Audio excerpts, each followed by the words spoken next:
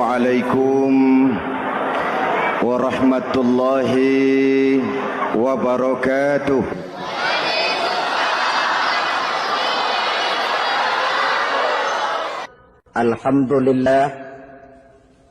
Alhamdulillahillazi ja'ala Ramadhana syahra as-siyama lil mu'minin.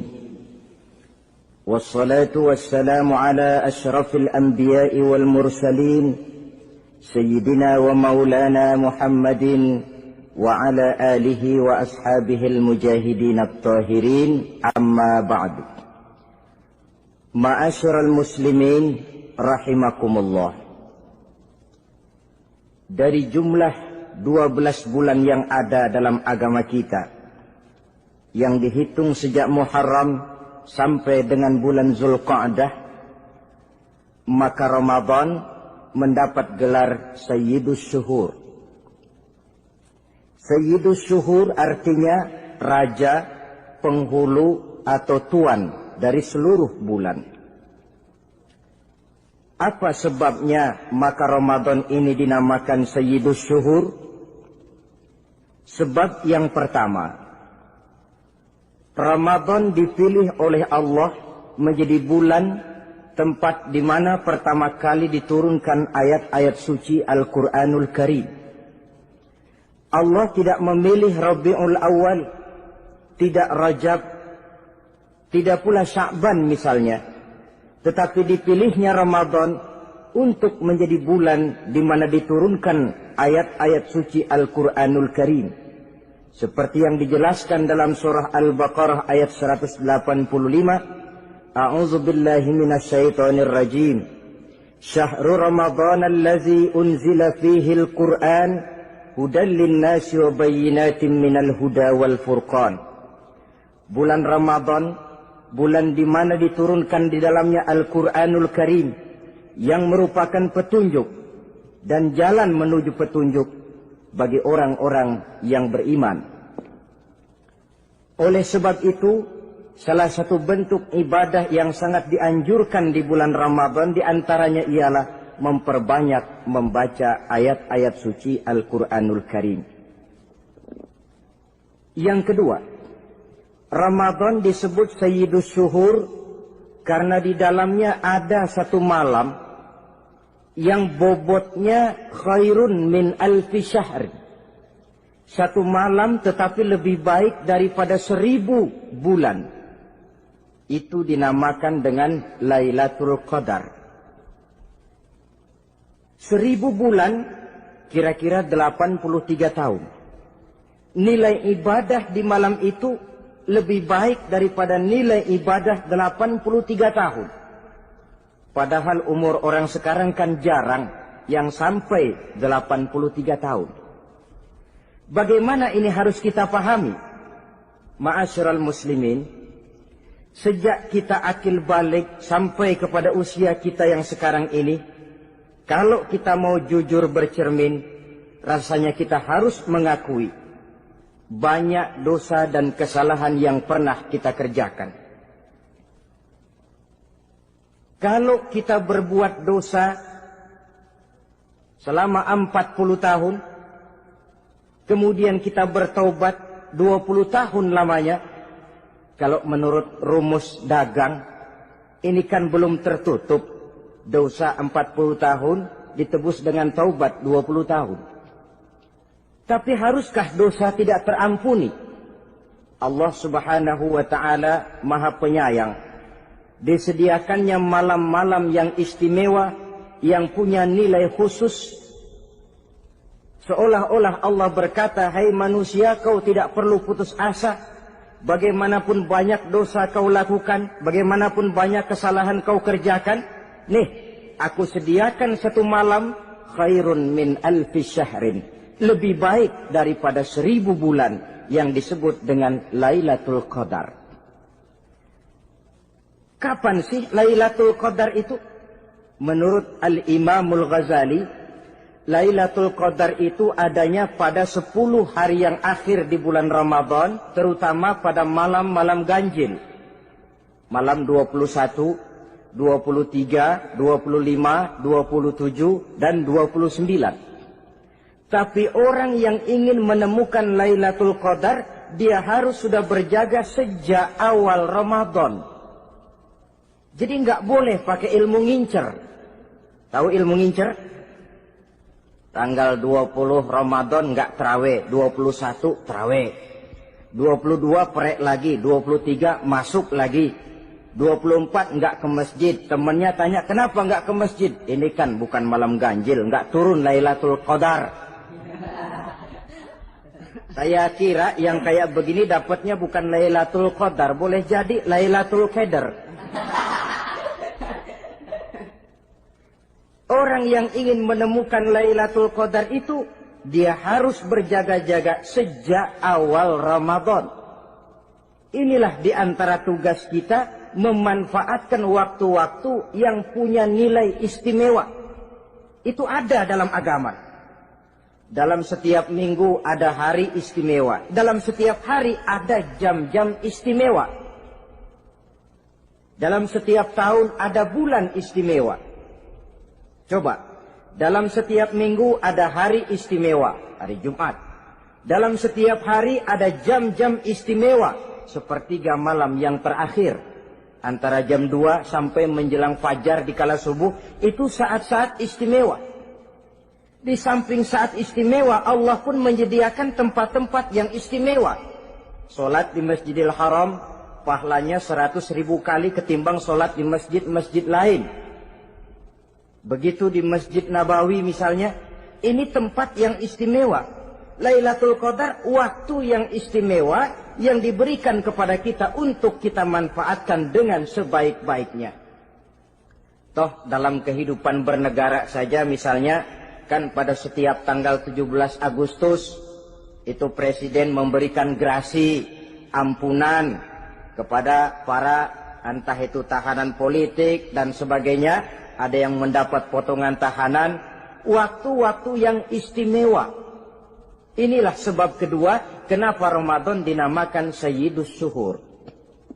Sebab yang ketiga, Ramadan disebut Sayyidus Syuhur karena di dalamnya nilai kebajikan berlipat ganda adanya.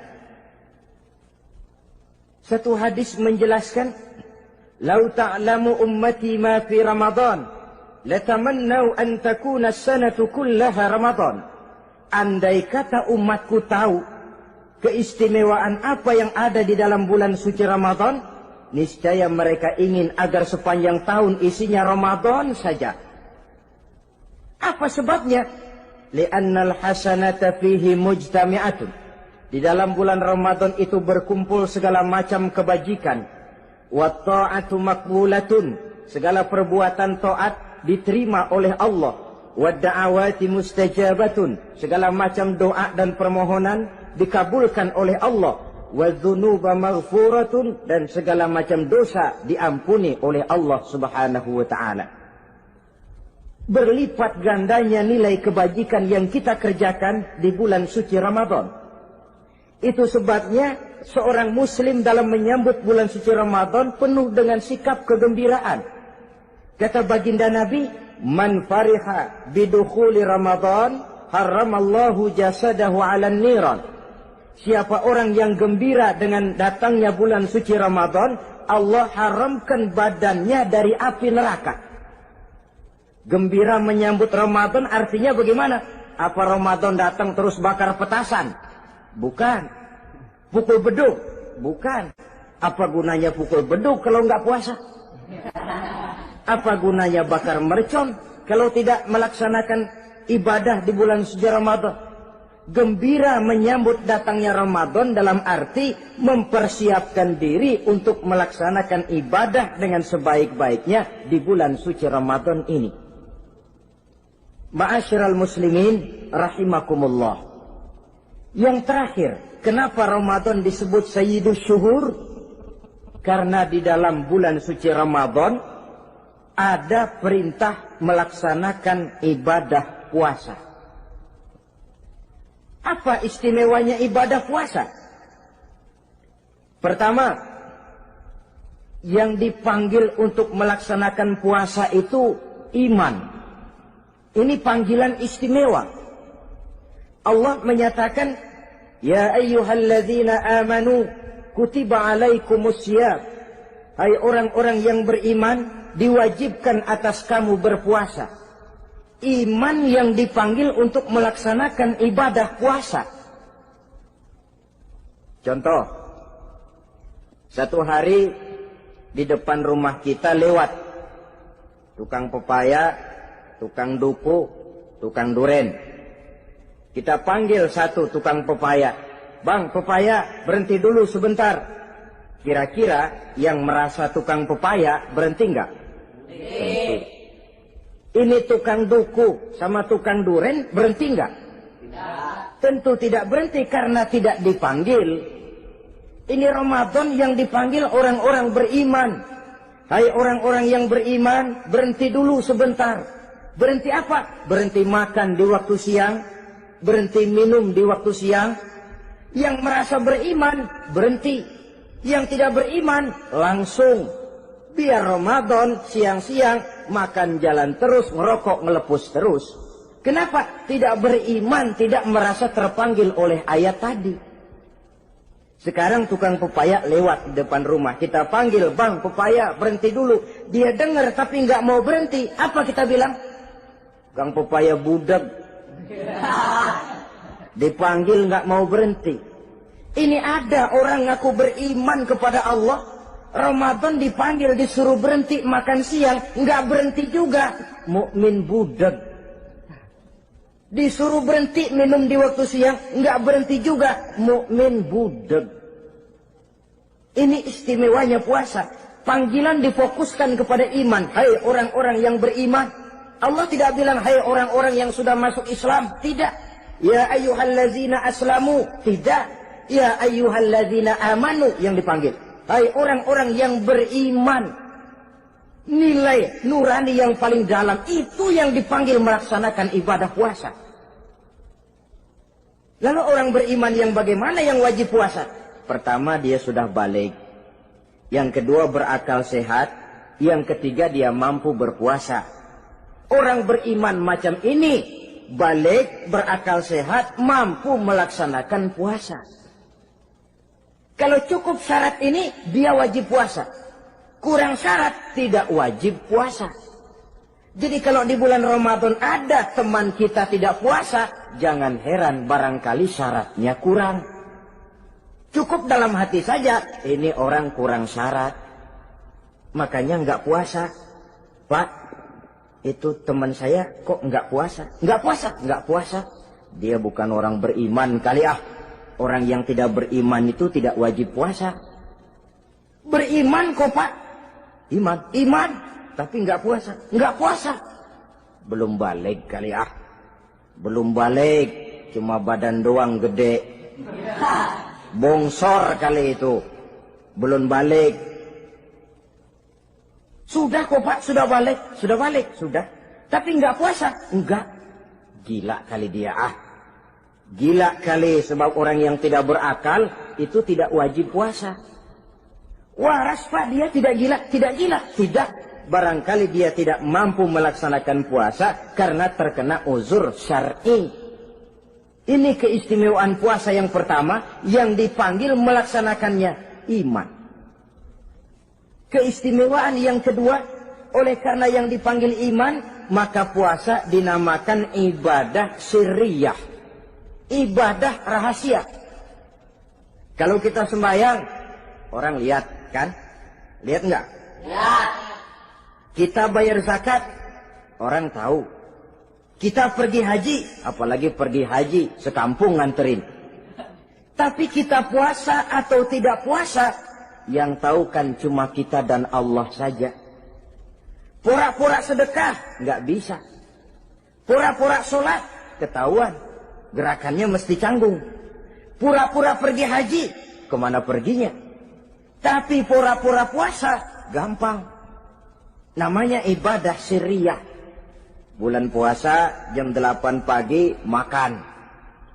Keluar rumah, bibir lap yang kering. Jalan lemesin dikit. Ada angin, belaga miring. Temennya tanya, lo lemes amat, gue lagi puasa nih. Orang lain bisa dibohongi. Sebab puasa memang merupakan ibadah sirriyah yang tahu cuma kita dan Allah saja. Karena dia ibadah rahasia, puasa ini sulit terkena penyakit riya. Ibadah yang lain karena kelihatan orang, gampang kena penyakit riya, to show only. Sholat karena kelihatan orang, gampang kena penyakit riya. Karena saya jadi imam, misalnya di belakang saya lihat ada mertua, wah, saya bikinlah sembahyang saya mantap-mantap, pakai serban, pakai siwak, bahasanya saya paseh-pasehin kayak orang 16 tahun di Mekah. Wah, ufolli warwal maghribi salah sarokaatin Allahu Akbar. Surahnya saya cari yang panjang-panjang, paling pendek sabihis sama wadduha. Akibat apa itu? Riya, di belakang ada calon mertua. Tapi kalau sholat sendirian dalam kamar, boro-boro pakai serban dan siwak, kadang-kadang kaos kutang saja cukup. Surahnya jangan sabih sampai wadduha, langganannya inna a'toinakal kautsar sama qul huwallahu ahad. Karena sholat terlihat orang, mudah kena penyakit riya. Sedekah pun begitu. Mulanya niatnya cuma mau sedekah 5.000, karena ada orang yang disedekahani naik 10.000, yang 5.000 sudah karena orang. Jadi ibadah yang lain itu mudah terkena riya, tapi juga mudah dinilai orang. Kita bisa saja bilang, itu orang sholatnya khusyuk ya. Kenapa? Kelihatan dari gerakannya.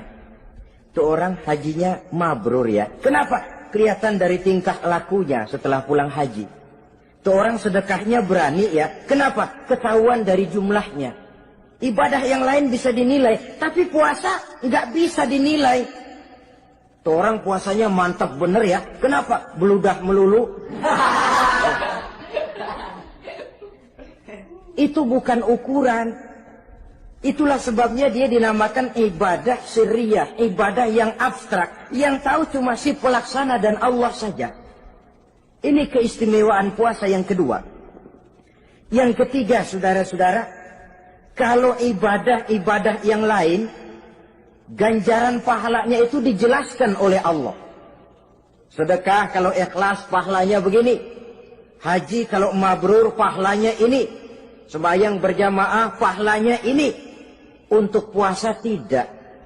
Puasa Allah cuma bilang, as-siyamu li wa ana ajzi bihi. Puasa adalah untukku, aku yang akan membalasnya.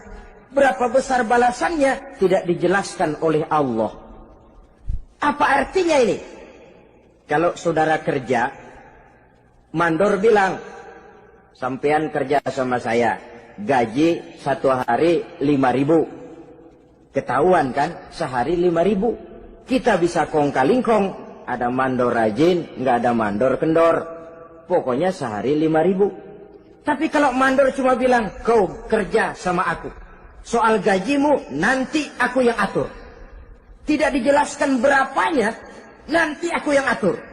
Ini kan mestinya kita kerja hati-hati. Sebab apa? Mungkin gaji kita lebih besar dari jumlah 5.000 kalau kerjaan memuaskan. Mungkin tidak digaji sama sekali kalau kerjaan berantakan. Tidak dijelaskannya pahala puasa menjadi sugesti bagi kita untuk melaksanakan ibadah ini dengan sebaik-baiknya. Mungkin gaji sangat besar, mungkin tidak digaji sama sekali. Sebab kata Nabi, kam min sha'imin laisa lahu min siyamihi illa al-ju' wal 'atsh. Berapa banyak orang puasa, dia tidak memperoleh apa-apa dari puasanya kecuali lapar dan haus saja. Puasa sah, kewajiban gugur, nilai 0. Tidak dapat apa-apa kecuali lapar dan haus. Jadi inilah keistimewaan daripada ibadah puasa.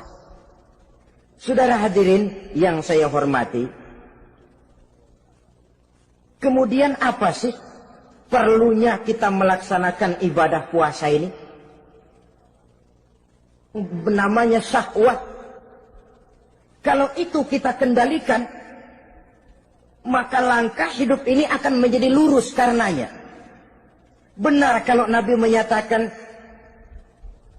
"Iza ja'a Ramadan, futihat abwabus sama, wa ghulliqat abwabun nar, wa sufsidatis sayatin." Apabila datang bulan suci Ramadan, dibuka pintu langit, dibuka pintu surga, ditutup pintu neraka, dan diikat setan-setan itu. Siapa yang ikat setan? Puasa kita. Dengan puasa kita mengendalikan nafsu. Kalau nafsu kita kendalikan, setan nggak berkutik. Jadi yang mengendalikan nafsu itu nilai puasa. Nafsu terkendali, setan terikat. Kalau puasa, kalau nggak puasa, setannya ngebludak. Jadi jangan digambarkan, wah kalau bulan puasa setan dirantai. Rantainya kayak apa? Yang rantai siapa? Arti setan diikat di sini ialah nafsu dikendalikan. Dengan apa? Mengatur makan dan minum. Puasa kan sebenarnya logikanya mengatur perpindahan waktu makan dan minum saja. Apabila perut besar ini teratur demikian rupa, syahwat tidak menggelegar, dia terkendali. Dengan hidup pandai mengendalikan nafsu, iblis tidak berdaya dan tidak berkutik. Ma'asyiral muslimin rahimakumullah, Nabi bersabda, "La yu'minu ahadukum hatta takuna hawahu taba'an lima ji'tu bih." Belum sempurna iman kamu kalau nafsumu belum ikut apa yang aku bawa.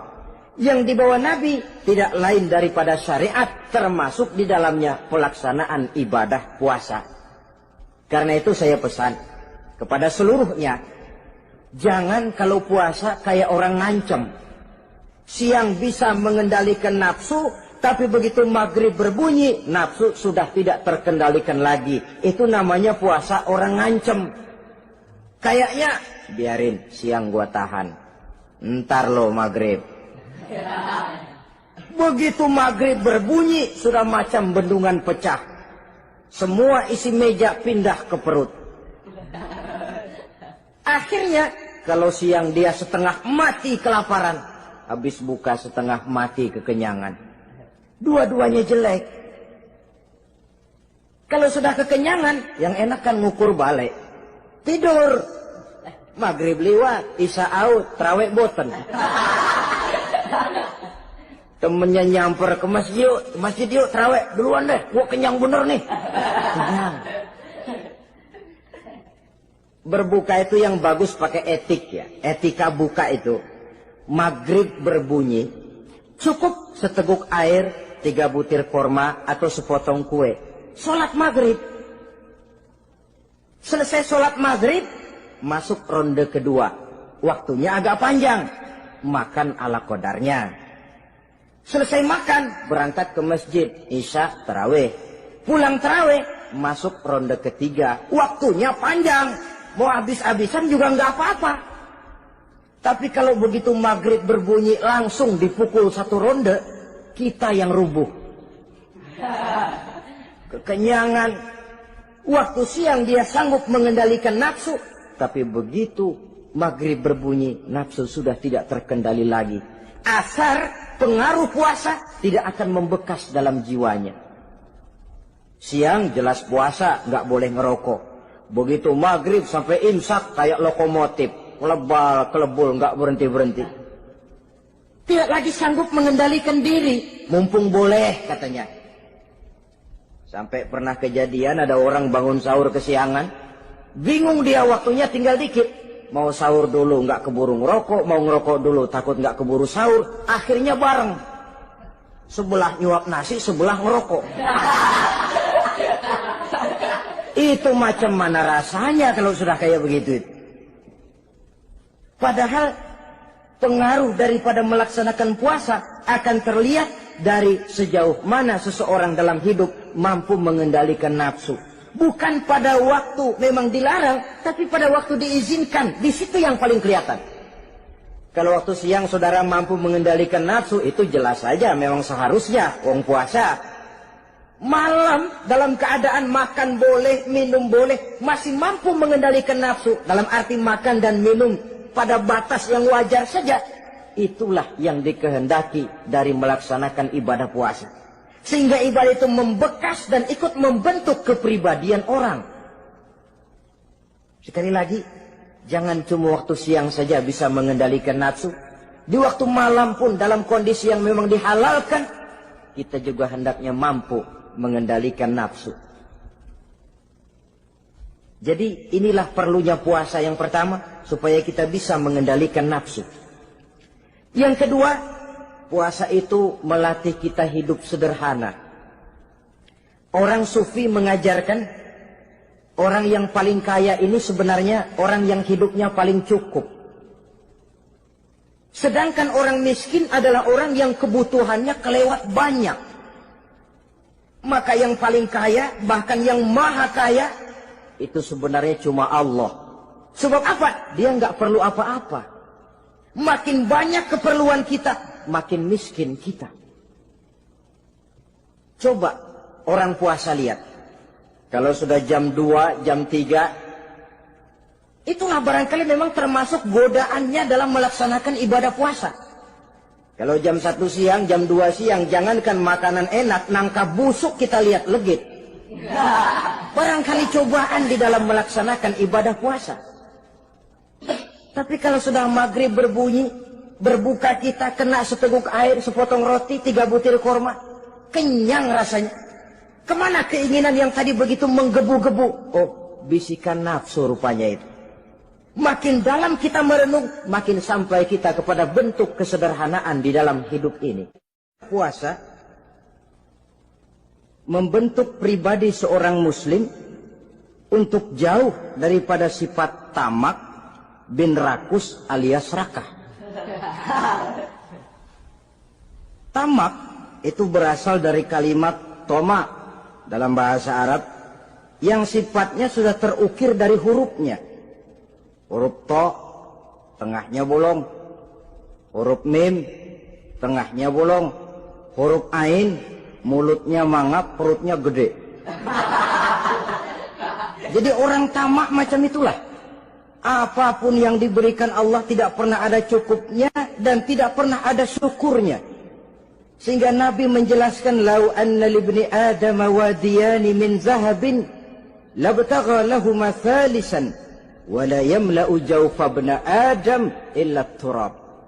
Andai kata manusia mempunyai 2 buah ladang yang seluruhnya emas, tidak usah kepalang tanggung, ladang emas, 2 ladang semuanya ladang emas, dia tidak akan puas, dia akan mencari lagi ladang yang ketiga. Wala yamla'u jawfa ibn Adam illa turab. Mulut manusia ini memang tidak akan pernah penuh kecuali kalau sudah diisi dengan tanah. Kapan diisi dengan tanah? Kalau sudah menghadap ke arah kiblat di liang lahat, nah itu baru mulut udah nggak ngerawil, diam, tenang, kalem, diisi dengan tanah. Dengan demikian kita lihat bahwa puasa makin kita hayati, makin dekat kita kepada kesederhanaan di dalam kehidupan ini. Islam tidak melarang orang untuk kaya, untuk punya harta. Yang dilarang ialah sifat rakus, serakah, dan tamak. Karena ini akan membuat orang melakukan segala macam cara, ingkar kepada nikmat Allah, tidak pandai bersyukur, pandangan matanya selalu diarahkan ke atas. Dikala hidupnya sudah serba cukup, dia masih merasa kurang. Sebab itu dia selalu kurang. Dia sudah kaya tapi masih merasa miskin saja, maka hidupnya pun miskin terus. Saudara-saudara ma'asyiral muslimin, ini hikmah yang kedua kenapa kita perlu puasa. Yang ketiga, puasa itu melatih kita cinta kepada fakir miskin, orang-orang yang tidak mampu, yang memerlukan pertolongan. Bagaimana caranya? Dunia pendidikan berkata bahwa pendidikan akan lebih berhasil kalau bersifat audiovisual. Mengajar anak berenang, bawa ke kolam. Mengajar anak naik sepeda, berikan sepedanya. Mengajar orang cinta fakir miskin, rasakan apa yang dirasakan oleh fakir miskin. Apa itu? Lapar, haus. Kan nggak bisa ngajarin anak berenang teori saja. Ke kolam nggak pernah. Teori hafal luar kepala.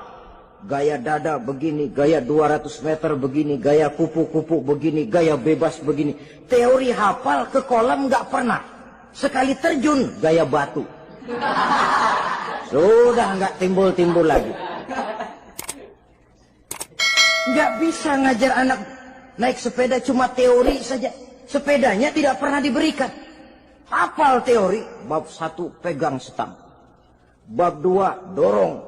Bab 3 kaki kanan naik pedal kanan. Bab 4 genjot. Hafal teori, megang sepeda nggak pernah. Begitu dikasih sepeda dia naik, habis tukang bakso.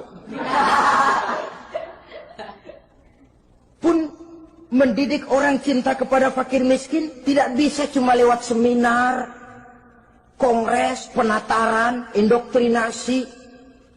Diadakan simposium, seminar, diskusi supaya orang cinta kepada fakir miskin, tapi yang bicara orang kenyang semua. Bagaimana hati ini mau peka? Islam itu nggak usah banyak teori lah. Rasakan saja lapar, haus, enak nggak? Kalau kau tahu lapar dan haus tidak enak, kau lapar haus cuma sebentar. Habis maghrib, laparmu hilang, hausmu hilang. Bagaimana saudara-saudaramu muslimin yang terkapar di kolong-kolong jembatan? Yatim piatu yang hidup terlunta-lunta. Perempuan-perempuan tua hidup miskin, anak pun banyak perlu uluran tangan. Lapangan kerja sulit, persaingan hidup makin tajam. Meringkuk mereka di sudut-sudut kehidupan. Beratap langit, beralas bumi, tanpa tahu kapan hidup dan nasibnya akan berubah. Di situ pekalah hati untuk hidup tidak cuma buat kepentingan diri dan perut sendiri saja, tapi mampu memberikan pertolongan sesuai dengan kemampuan kepada mereka yang memang memerlukan. Sebuah hadis menyatakan, irhamu ahlal ardi yarhamkum man fis sama. Sayangilah apa yang ada di permukaan bumi, nanti yang di langit akan sayang kepadamu. Si kaya sayang kepada yang miskin lalu menolongnya. Yang alim sayang kepada yang awam lalu membimbingnya. Yang pemimpin sayang kepada rakyat lalu melindunginya. Yang di langit akan sayang kepada kita, akan turun rahmah berlimpah, akan tercipta keberkahan dan ketenangan dalam hidup. Tapi kalau sebaliknya, yang kaya malah nyantap yang miskin, yang pemimpin malah menggilas yang rakyat, yang alim malah membodoh-bodohi orang yang memang sudah bodoh, akan terwujudlah malapetaka. Bukan rahmah yang turun dari langit, tapi azab akan menimpa kita semua. Orang yang menghayati lapar, menghayati haus, akan timbul kepekaan sosial. Hidup tidak cuma untuk diri sendiri saja, tapi mampu melihat lingkungannya. Yang keempat, kita perlu puasa untuk menumbuhkan sifat jujur dan disiplin. Coba lihat, kalau tengah hari bulan puasa, andai kata saudara masuk ke dalam kamar seorang diri, saudara kunci dari luar, lalu saudara makan, tidak seorang pun tahu. Tapi kenapa itu tidak kita lakukan? Ada semacam perasaan malu. Malu kepada Allah. Iya, orang lain tidak tahu. Iya, manusia bisa saya bohongi, tapi Allah. Atau umpamanya waktu sholat zuhur, saudara sholat zuhur di masjid, umpama ketika ngambil air wudhu, giliran ke kemur, saudara korupsi dikit aja, telan. Jangan Nabi sumu tasihhu, berpuasalah kamu, badanmu akan sehat. Sebab apa? Saya katakan tadi, semua energi dihasilkan dari perut besar sini. Itu makanan yang kita makan, mulai dari keju sampai singkong, mulai dari hamburger sampai combro, masuk perut besar, digiling, lalu ditransfer ke seluruh tubuh oleh perut besar ini. Mekanisme kerjanya persis pabrik besar yang kalau kita hayati, Allahu Akbar. Fatabarakallah ahsanul khaliqin. Ini tangan supaya kuat kerja perlu vitamin apa? Kirim ke tangan. Mata supaya awas perlu vitamin apa? Kirim ke mata. Bibir supaya nggak pecah perlu vitamin apa? Kirim ke bibir. Oleh perut besar ditransfer ke seluruh tubuh. Sisanya yang nggak perlu keluar jalan belakang. Kalau perut besar ini terus-menerus bekerja, ibarat mesin diporsir, dia akan cepat rusak. Maka datang bulan Ramadan, perut besar itu jangan terlalu diporsir. Diberikan tenggang waktu istirahat. Sehingga Nabi memberikan jaminan sumu tasihhu. Berpuasalah kamu, pasti kamu akan sehat. Buktinya, orang mati kelaparan banyak. Tapi yang mati karena puasa, kalau puasanya betul, nggak ada. Maka Islam itu agama yang sesuai dengan fitrah ya. Buktinya apa? Puasa wisol itu bukan saja tidak boleh, tapi haram. Puasa wisol artinya puasa nyambung. Dari pagi sampai maghrib, sampai malam, sampai besok pagi lagi terus-terusan puasa. Haram. Karena itu bertentangan dengan fitrah. Islam tidak cukup dari waktu imsak sampai datang waktu maghrib. Kenapa? Menurut perhitungan itu sesuai dengan daya kemampuan maksimal manusia. Sudah diukur itu. Allah yang bikin manusia kok. Jadi kalau Allah perintah puasa, itu sudah dalam kemampuan daya tampung dari kapasitas yang dimiliki manusia. Orang mati kelaparan banyak, yang mati karena puasa nggak ada. Belum pernah saya dengar ada warta berita, sari berita-berita penting dalam sejarah ini, gara-gara bulan puasa orang Islam pada mati. Nggak ada. Yang mati kelaparan banyak, tapi yang mati karena puasa tidak ada. Nabi menjamin sumu tasihhu. Berpuasalah kamu, pasti badanmu akan sehat. Ma'asyiral muslimin, kalau sudah tahu kita apa perlunya kita berpuasa, pembicaraan akan saya lanjutkan bagaimana seharusnya kita puasa. Puasa yang ideal itu yang bagaimana? Al-Imamul Ghazali menjelaskan, orang yang puasa itu ada 3 macam. Pertama, saumul awam. Puasanya orang kebanyakan. Orang macam ini merasa sudah puasa asal tidak makan, tidak minum. Puasa sudah. Pokoknya tidak makan, tidak minum, itulah puasa. Ini puasanya orang awam. Matanya tidak pernah puasa.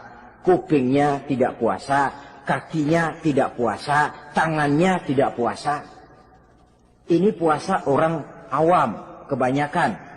Hasilnya tidak mustahil seperti yang dikatakan Nabi tadi. Berapa banyak orang puasa tidak mendapat apa-apa dari puasanya kecuali lapar dan haus. Puasa sah, kewajiban gugur, nilai 0. Kan rugi ibadah semacam itu. Sebab jangan lupa, yang membatalkan itu kan 2. Ada yang membatalkan pahala puasa, ada yang membatalkan puasa. Bedanya apa? Kalau puasa batal, pahala jelas batal. Tapi kalau pahala yang batal, puasanya mungkin sah. Kewajibannya gugur, tapi pahala tidak ada. Kalau yang membatalkan puasa sih umumnya kita bisa jaga itu. Sebab apa? Masalahnya konkret, kelihatan. Apa yang membatalkan puasa? Misalnya makan dan minum yang disengaja walaupun sedikit. Batal. Sedikit tapi sengaja tidak mengenyangkan, batal. Mamanya pentol korek yang kecil itu. Sengaja telan waktu puasa, batal. Kan sedikit pak, nggak kenyang kok. Sengaja. Sengaja itu yang bikin batal. Tapi kalau tidak sengaja seperti lupa, itu tidak batal. Misalnya hari pertama puasa, di sembahyang subuh tidur, bangun jam 8, lupa kebiasaan, langsung aja nyerbu ke dapur. Dapat sepiring setengah, ingat. Astagfirullah, lagi puasa, betul. Setelah ingat bagaimana? Yang masih ada di mulut keluarkan, berkemur, lanjutkan puasanya, sah. Perkara sepiring setengah yang udah kadang masuk bagaimana Pak? Itu rezeki. Lawang orang lupa. Lupa itu kan jenis yang ma'fu anhu. Jenis yang dimaafkan. Makan dan minum yang disengaja walaupun sedikit. Batal. Batal puasanya. Apalagi muntah yang disengaja. Batal puasanya. Ukuran sengaja kan kita tahu. Apalagi hilang akal. Seperti gila atau pingsan. Batal puasa. Apalagi hubungan suami istri di waktu siang secara sengaja. Batal. Kalau sengaja. Kalau nggak sengaja, enggak. Namanya nggak sengaja. Umpamanya, saya nggak sengaja Pak, tahu-tahu udah nyampe situ, gimana? Yang nggak batal, cuma begitu ingat, buru-buru selesai mandi, lanjutkan puasanya, sah. Jangan begitu ingat sih ingat Pak puasa, cuman tanggung. Nah, ini tanggung ini yang bikin jadi batal. Dan jangan lupa, orang yang membatalkan puasa karena hubungan suami istri, dendanya paling berat. Seorang sahabat pernah lapor, halaktu ya Rasulullah. Ya Rasul, celaka saya. Ma'ahlakak, apa yang bikin kamu celaka? Saya lagi puasa Ramadan ya Rasulullah, saya nggak tahan. Lalu, saya nyelonong sama istri saya. Pengantin baru ini rupanya. Nyelonong bagaimana? Ya nyelonong. Nyelonong. Melanggar dia, tapi jujur. Lapor. Kata Rasul, ya sudah, bayar dendanya. Dendanya apa ya Rasulullah? Bebaskan budak. Aduh, saya nggak punya budak ya Rasulullah. Tidak punya? Tidak punya. Puasa 2 bulan berturut-turut. Tidak boleh diselang-seling. Syahraini mutatabi'aini. 2 bulan berturut-turut. Tidak boleh diselang-seling. Gimana? Sanggup puasa 2 bulan berturut-turut? Enggak kuat ya Rasulullah. Enggak kuat? Enggak kuat. Ramadan yang sebulan aja saya nyelonong. Apalagi 2 bulan. Kalau kau tidak kuat juga, beri makan 60 fakir miskin. 1 orang 1 mod. Ya Rasulullah. Apalagi? Jangan memberi makan 60 fakir miskin. Orang istri saya di rumah sehari masak 3 hari libur. Saya orang susah ya Rasulullah. Saya pikir lagian ya orang kebangetan juga. Sudah melarat sama larangan berani. Rasul masuk ke dalam kamar, keluar kembali bawa sekeranjang kecil kurma. Kalau kau tidak punya apa-apa, bawa pulang ini. Sedekahkan kepada orang-orang miskin di kampungmu sebagai pembayar dendamu. Ya Rasulullah. Apalagi? Di kampung saya itu yang paling miskin saya. Waduh, rusak bener ini orang. Apa marah Rasul? Beliau malah senyum. Ya sudah, kalau memang yang paling miskin kamu, bawa pulang saja itu kurma, beri makan anak istrimu di rumah. Orang ini udah melanggar larangan, dapat kurma lagi. Yang kedua, watak hukum Islam itu elastis, fleksibel, tidak kaku. Tidak kalau sudah begitu ya mesti begitu, itu tidak. Yang sering kaku kan kitanya umat Islam di dalam memahami Islam.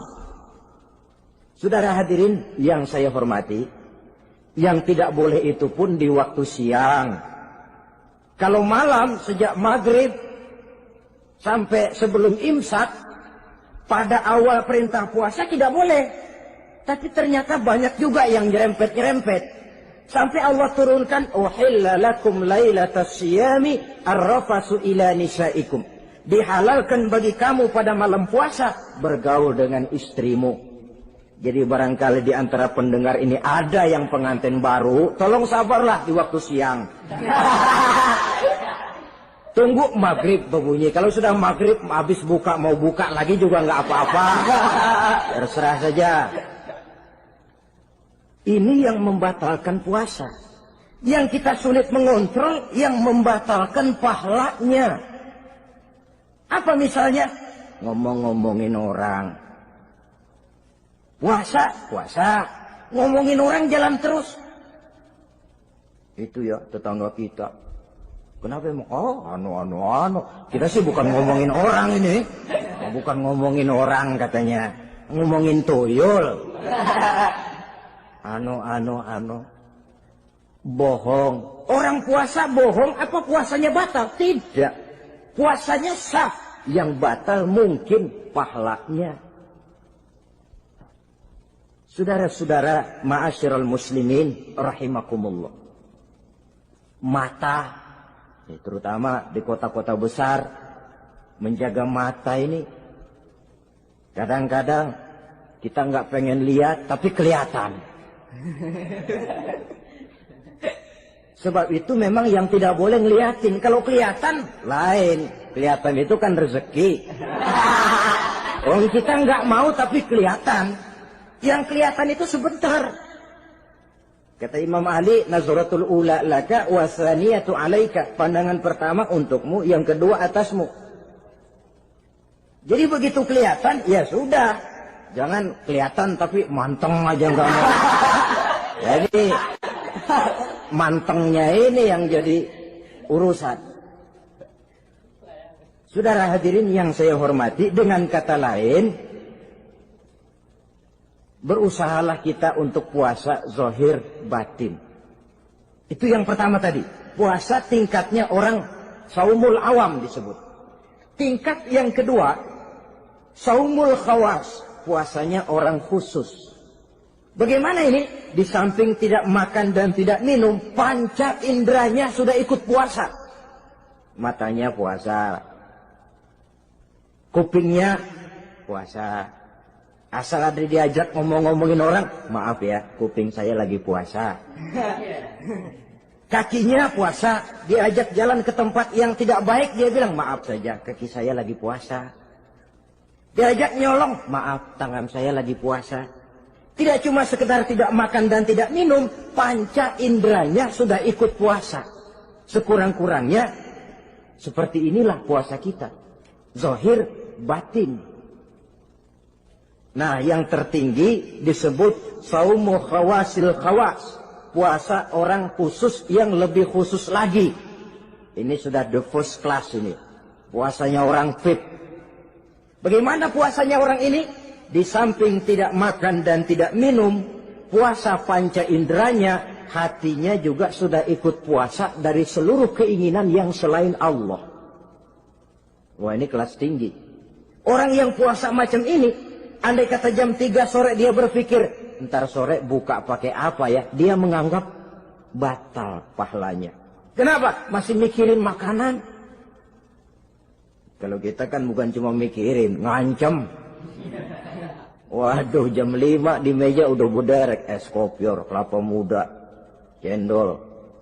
Apa yang mau diminum lebih dulu? Tingkat yang tertinggi ini, hatinya juga puasa dari semua keinginan yang selain Allah.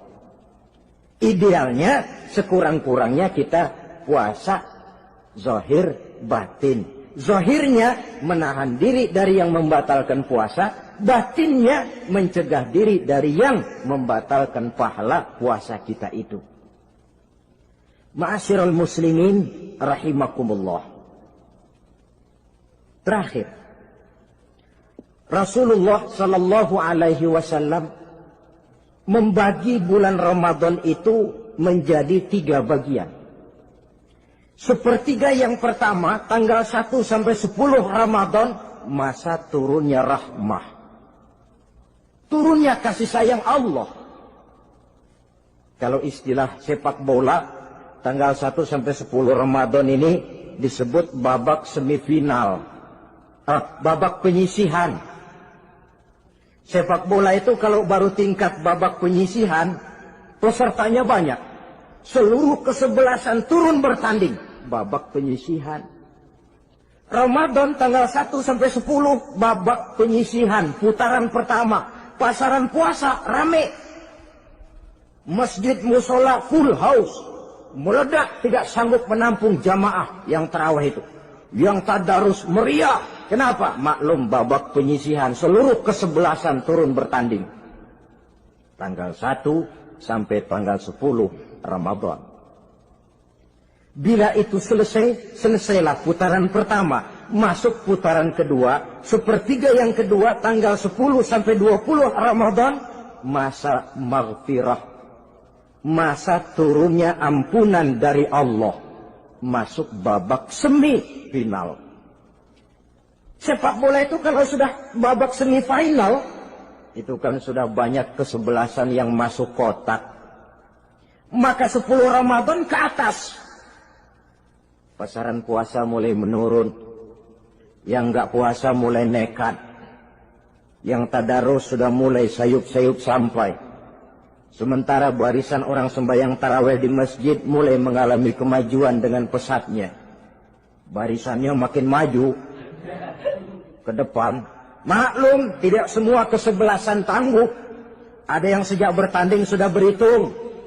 Kita sih bakalan kalah jelas, yang penting main aja dulu dah. Ada yang rajin ke masjid, motifnya lain. Ada karena ikut-ikutan teman, karena malu sama mertua, rajin terawih, karena nganterin, rajin terawih, bayangnya paling belakang berdua lagi. Malah ngeledek begitu imam waladolin, dia di belakang nyaut asik.